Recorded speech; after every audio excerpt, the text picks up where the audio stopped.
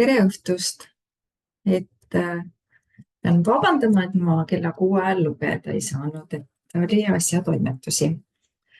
Aga sellegipoolest loen siis nüüd. Ela oma tunne läbi. Et siin oli siis teemaks oli siis viha tunnistamine. Ela oma tunne läbi, aga ära takerdu selle külge. See ei ole kogu sina. Vaata, kas sa leiad võimaluse selle energiaga tegeleda nii, et see hävitavaks ei muutu. Viha on jõud ja võib anda sulle jaksu minna jalutama või jooksma. Kirjuta oma viha, tantsi oma viha, laula oma viha. Uuri välja, mida ta ütleb, mida ta tegelikult tahab öelda. See on tohutu kireallikas.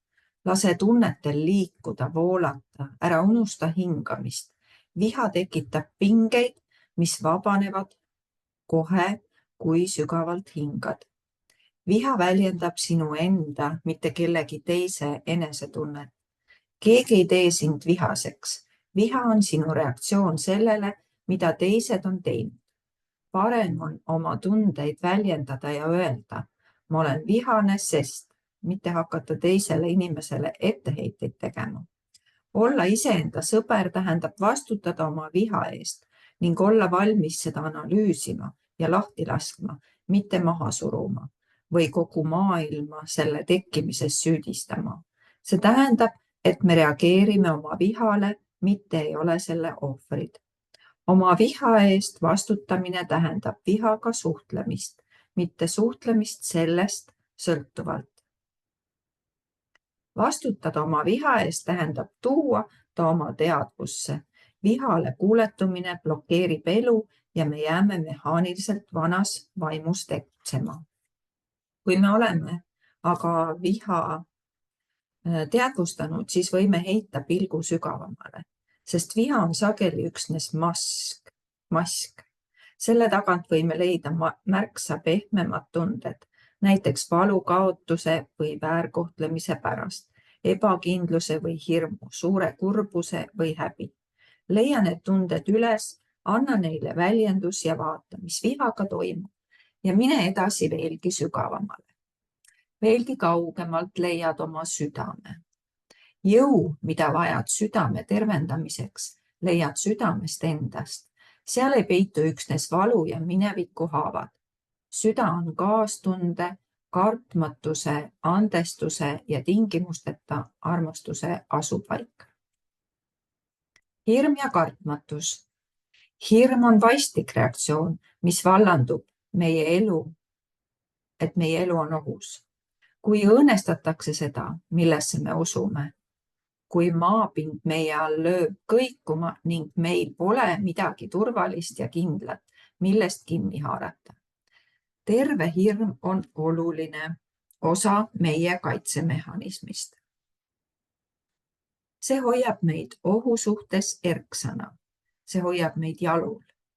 Ebaterve hirm on neurootiline ärevus, mis paneb meid muretsema, tekitab paanikat ja ebamääraseid pingeid, mis siis kui sündroomi.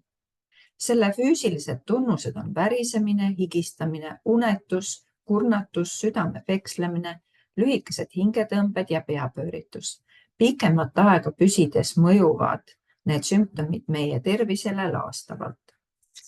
Ebaterve hirm halvab meid, iga meie edasist liigutust õõnestavad kahtlused, kas me oleme ikka piisavalt head. Hirm selle pärast, mis on juhtunud või võib juhtuda. Hirm selle pärast, et me pole armastust väärt. Hirm valu pärast meie südames ja hirm selle pärast, et me pole küllalt tugevad.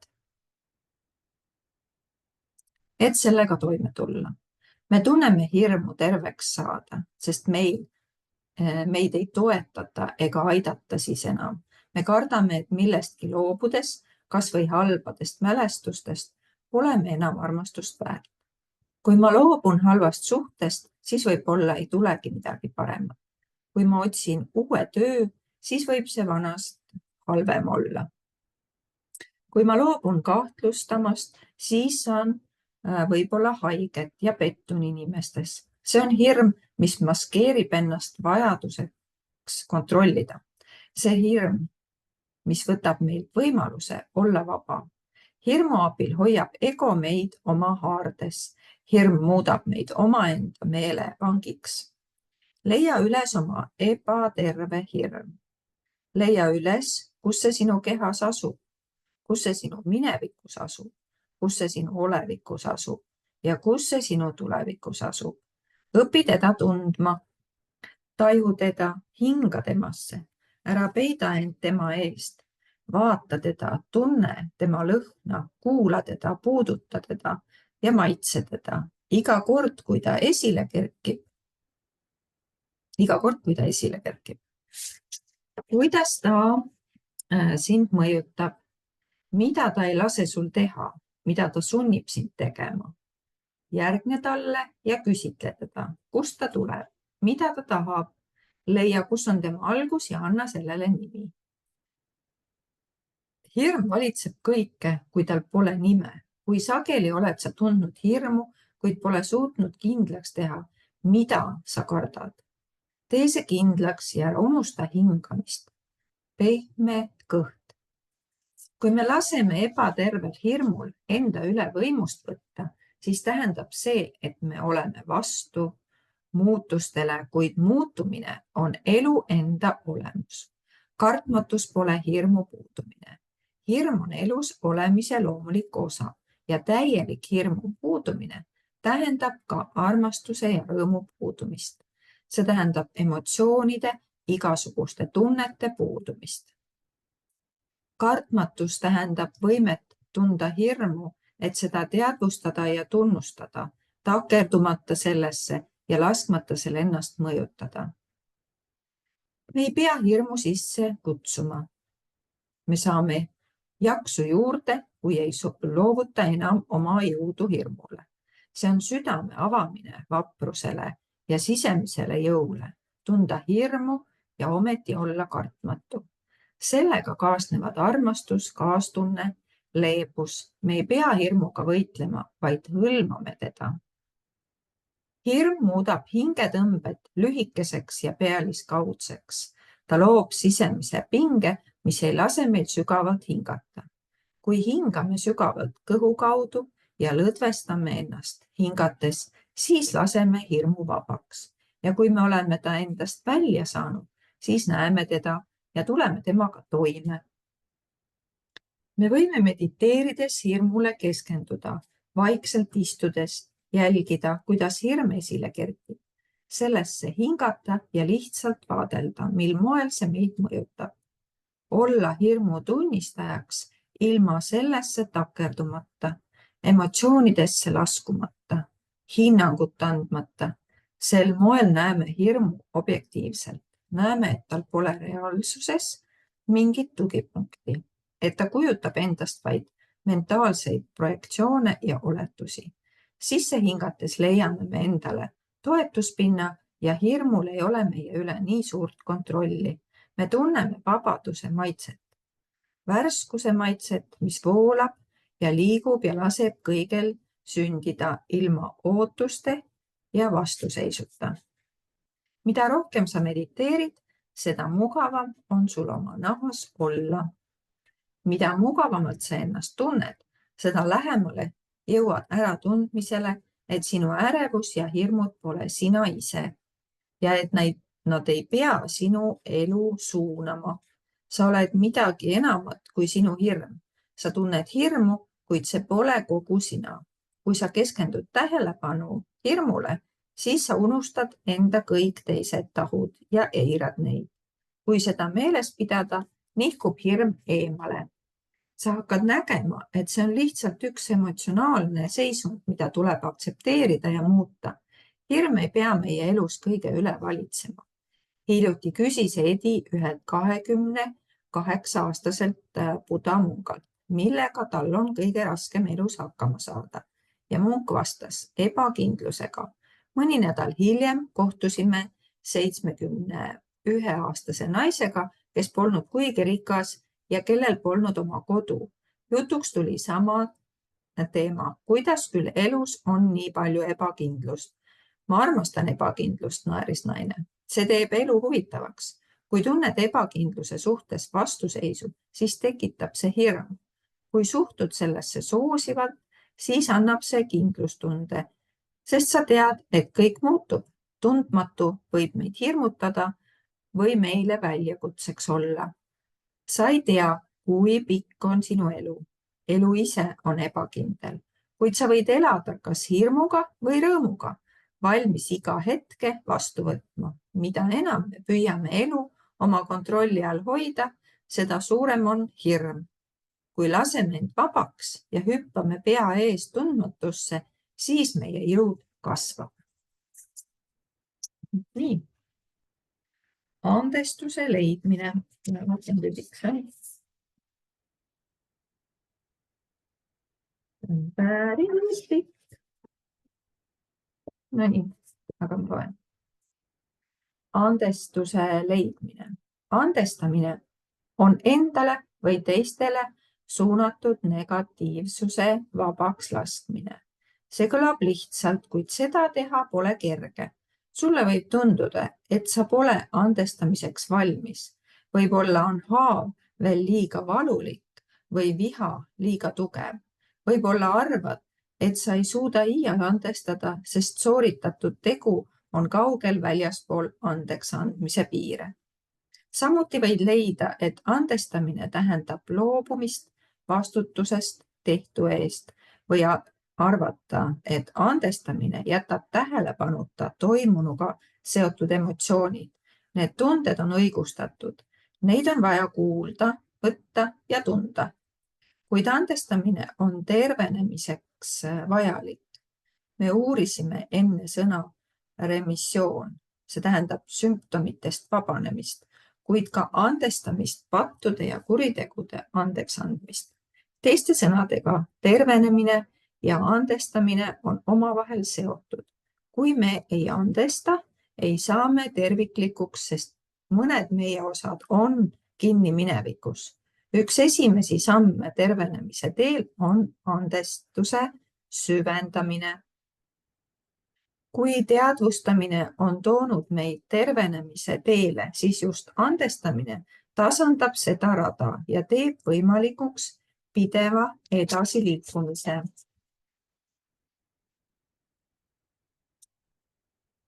Vahest valust kinnihoidmine muudab viha ja vimma tugevamaks ja säilitab neid, aga haiget teeme me iseendale, mitte kellelegi teisele.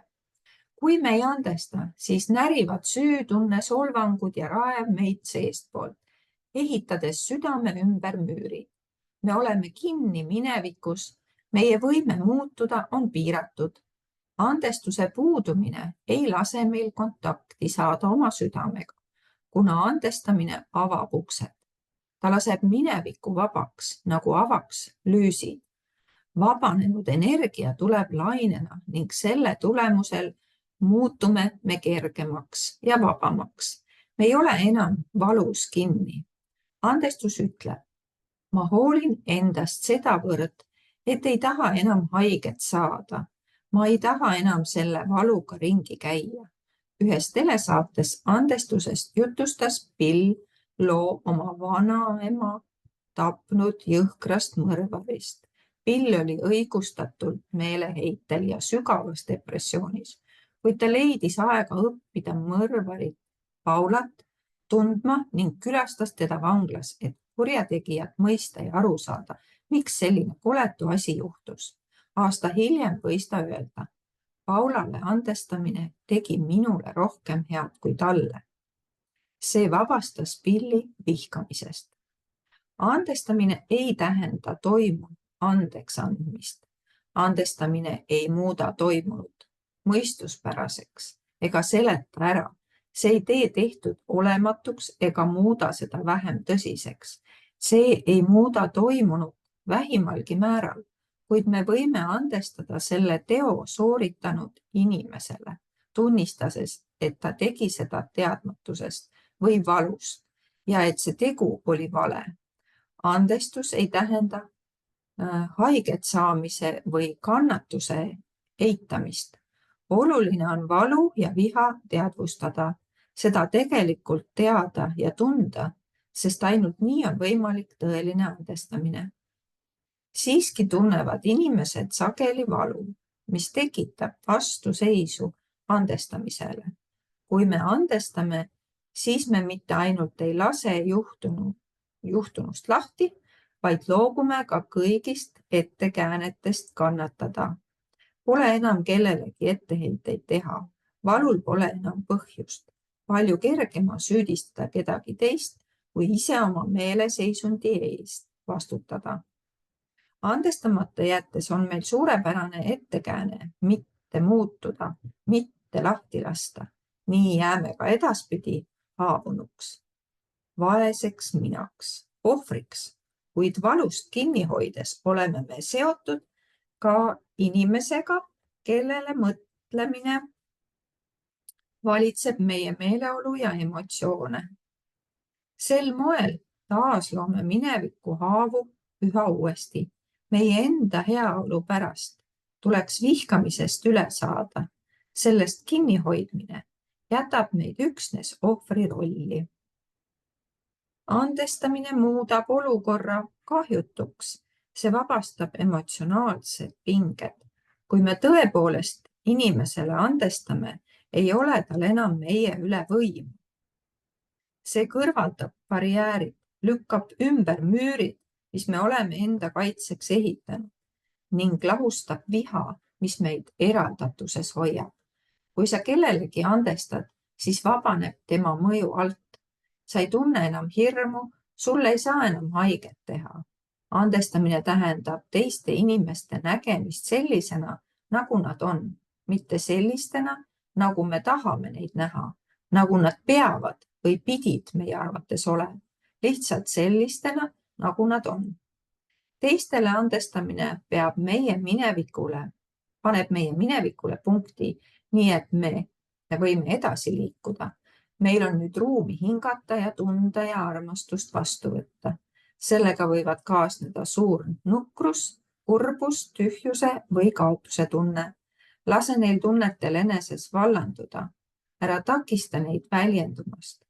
Nukruse taga on sinu armastus, kaastunne ja südamlikkus. Teistele andestamine on tähtis, aga meil on vaja andestada ka iseendale. Kui me tahame tõepoolest terveneda, siis peame tegelema oma siseeluga, südame ümber asuvate kaitsekihtidega. Iseendale andestamine ei tähenda, et me ei vastuta enam oma tegude eest ega ka seda, et eitame süüd. See on lihtsalt oma inimlike omaduste tunnistamine, oma haavatavuse aktsepteerimine, andestada endale minevikus tehtud teod, minevikus öeldud sõnad, kõik, mida me tegime või jätsime tegemata. Andestada endale olevikus iga kord, kui meil midagi valesti läheb. Öelda ikka ja jälle, ma annan endale andeks. Endale andestamine tähendab enese tunnustamist sellisena, nagu sa oled, oma kõigi nõrkuste, vigade, abituse aktsepteerimist. Me peame ennast emotsionaalses mõttes alasti kiskuma ja alustama andestamisest kõikidele oma olemuse tahkudele, valule, hirmule, haigusele, häbile, andestamisest oma lapsepõlvele, andestamisest, et meid on halvasti koheldud. Mida rohkem me iseendale andestame ja oma valu vabastame, seda rohkem suudame andestada teistele. Andestamise omaksvõtt võib väga raske olla. Me oleme harjunud oma pattude eest maksma. Endale andestades võib sul tekkida tunne, nagu oleksid koolitunnist poppi teinud ja jäänud karistamata. Kuid sa ei ole enam seesama isik, kes väärteo toime pani. Sa andestad isikule, kes sa olid, kas või minut aega tagasi. Isikule, kes käitus rumalalt, ehkki andis sel hetkel endast võib-olla parima või isegi õelalt, tekitades valu. Me võime sellele inimesele andestada ja sellega mineviku kütket vallandada. See ei kahanda tagajärgi, kuid pühib valu minema. Andestamine ei tule alati lihtsalt, see nõuab harjutamist, pühendumist ja siirust.